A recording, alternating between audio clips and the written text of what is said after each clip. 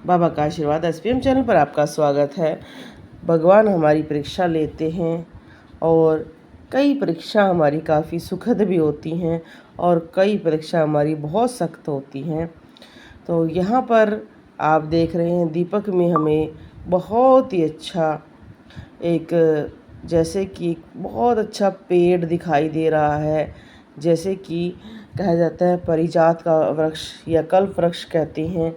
इस तरह से बहुत अच्छा वृक्ष बना हुआ है। तो इसमें भगवान के क्या संकेत छुपे होते हैं, इसमें हमारी क्या परीक्षाएं होती हैं। कुछ जब भी हम पूजा पाठ करते हैं हमारे दीपक में आकृतियाँ बनती हैं, बदलती रहती हैं, पर उस टाइम भगवान हमारी बहुत परीक्षा लेते हैं। उस टाइम भगवान हमें जो हमारे जिनसे हमें लगता है कि ये व्यक्ति हमें बहुत प्यार करता है या हमारे फेवर में है या ये बहुत ही अच्छा है, उसके बारे में हमें बहुत सारी चीज़ें दिखा देते हैं। ये एक ऐसी परीक्षा होती है जिसमें कई बार मनुष्य बहुत ही जल्दी टूट जाते हैं। कई बार मनुष्य कहते हैं कि हे भगवान, ये रिश्तेदार हमारा ऐसा निकल गया, मैंने इसके लिए ये किया था, मैं आपकी पूजा क्यों करूं भगवान, मेरे को ये नहीं मिला, भगवान मेरे साथ ये हो गया।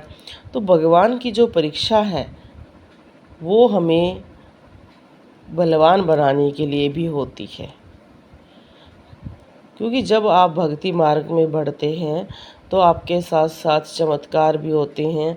और बहुत सारे व्यक्ति जो मुझे आज तक बाहर से भी ऐसे व्यक्ति जुड़े हुए होते हैं, मैंने उनको देखा, मैंने साधना करवाया है और वो अपने मोहवश साधना का जो फल है किसी भी अपने प्रियजन को दे देते हैं और फिर बाद में वो कहते हैं कि हमारे ये काम नहीं बना।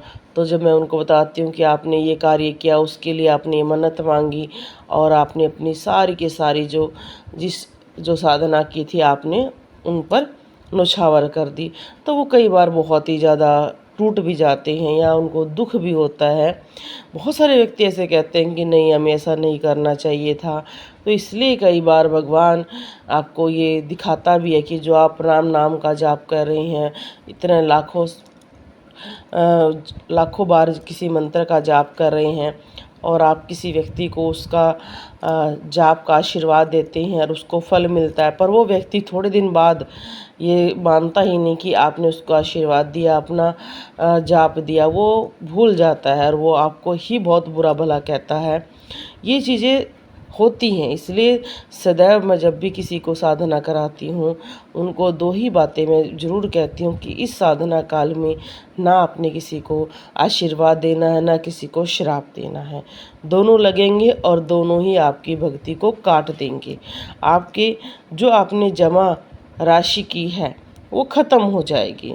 इसलिए कहते हैं कि भगवान आपको जो परीक्षा दिखा रहे हैं या जो चीज़ें बता रहे हैं वो संकेत के माध्यम से, जैसे अब इनके दीपक में बहुत बड़ा वृक्ष बन गया है।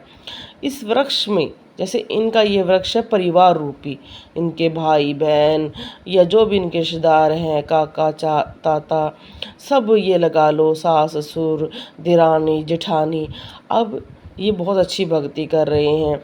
अभी किसी को भी आशीर्वाद रूप कोई आशीर्वाद देते हैं, धागा बना कर दें, पानी पढ़ कर दें, वैसे आशीर्वाद दे दें तो वो आशीर्वाद उनको फलित हो जाएगा। पर थोड़े दिन में ही ये देखेंगे कि वो व्यक्ति इन्हीं को बुरा भला कह रहा है। तो कई बार इसलिए कहा जाता है कि जो भगत है उसको अपने अंदर ही सब कुछ रखना चाहिए, अपने चीज़ों को कम किसी को प्रदान करना चाहिए। जबकि कई कहते हैं कि जन कल्याण जरूर करना चाहिए। तो जन कल्याण जब हम करते हैं उसका तरीका अलग होता है, उसमें हम कभी भी चीज़ों की रुकावट नहीं देखते। पर जन कल्याण का भी एक नियम है कि हम उन व्यक्तियों से भी कुछ पूजा पाठ कराएं। तो आप देखो ये कितनी सुंदर आकृति हैं, दो आँखें बनी हुई हैं। जब भी ये दीपक में आँखें बनती हैं ये भगवान का एक संकेत है कि आपको पूरे संसार को भगवान की आंखों से देखना चाहिए कि सभी समान हैं, सभी को इस दुनिया में अपना एक कर्म करने के लिए आए हुए हैं, सभी अपना एक रोल प्ले कर रहे हैं। हमें किसी के लिए ज़्यादा मन में गुस्सा नहीं करना चाहिए। बहुत सारे लोगों के जीवन में उनके सगे संबंधी बहुत ही बुरा व्यवहार करते हैं, बहुत तंग करते हैं उनको। तो कई व्यक्ति बहुत तंग रहते हैं कि हमारे ही घर के व्यक्ति हमें बहुत तंग करते हैं। तो सदैव याद रखो कि कहीं न कहीं से आपका उनका शत्रुता भाव जुड़ा हुआ है। अगर अब आप भक्ति कर रहे हो और आप ये कहें कि उनका शत्रु भाव खत्म हो जाए, आप ये कहो कि हे प्रभु, आपको जो अच्छा है वो मुझे आशीर्वाद दे। तो वो जल्दी ही आपका जो उसका लेखा जोखा है वो पूरा हो जाएगा और एक समय ऐसा आएगा कि वो आपसे शत्रु भाव त्याग देगा। पर उसी आप तुरंत चाहे नहीं प्रभु अभी ये मेरे से शत्रु भाव खत्म हो जाए, तो उससे आपको अगले जन्म का भी कर्मयोग आप जोड़ लोगे।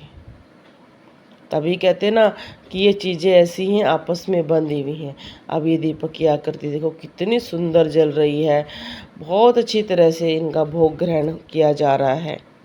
तो इनको भी इस बात का ध्यान रखना चाहिए कि जिस समय में इनको कोई भी तंग कर रहा है, इनके जीवन में परीक्षा चल रही है, इनके सामने लोगों का बार बार चेहरा आता है कि ये व्यक्ति ऐसे करा रहा है, ये व्यक्ति मुझे ये कष्ट दे रहा है, ये शुभता दे रहा है, ये विशेष दे रहा है। सब कुछ देखो पर किसी के लिए कुछ भी ना कहो, भगवान से प्रार्थना करो, क्योंकि अगर इस कर्म योग में अब रह गया तो वो आगे जोड़ेगा। ये एक छोटी सी बात रामकृष्ण परमहंस ने भी कहा था कि उन्हें कैंसर था, तो कईयों ने कहा आप अपना कैंसर माँ से क्यों नहीं ठीक करा लेते, तो उन्होंने कहा इसके लिए फिर नहीं तो मुझे फिर जन्म लेना पड़ेगा, अभी तो जैसा है ठीक है। बोलो जय माता।